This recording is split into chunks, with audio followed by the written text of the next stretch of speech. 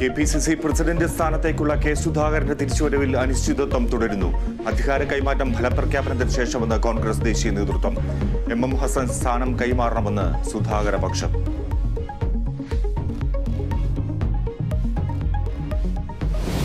മാസപ്പടി കേസിൽ മുഖ്യമന്ത്രിക്കും മകൾക്കുമെതിരെ കേസെടുക്കണമെന്ന ഹർജിയിൽ ഇന്ന് വിധി.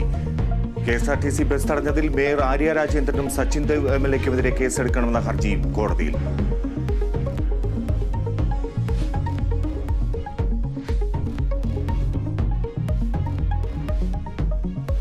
തെരഞ്ഞെടുപ്പ് കഴിഞ്ഞിട്ടും വടകരയിലെ രാഷ്ട്രീയ വാക്പോരിന് അവസാനമില്ല. വർഗീയ പ്രചാരണത്തിനെതിരായ LDF-ന്റെ ജനകീയ പ്രതിരോധ സദസ് ഇന്ന്. UDF-ന്റെ ജനാധിപത്യ ബഹുജന സദസ് 11-ന്.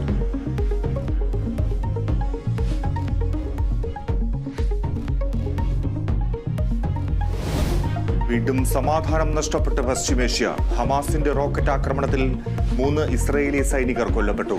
പ്രത്യാക്രമണത്തിൽ 21 പലസ്തീനികൾക്ക് ദാരുണാന്ത്യം. സൈനിക നടപടി നിർത്തണമെന്ന ഹമാസിന്റെ ആവശ്യം തള്ളി നെതന്യാഹു.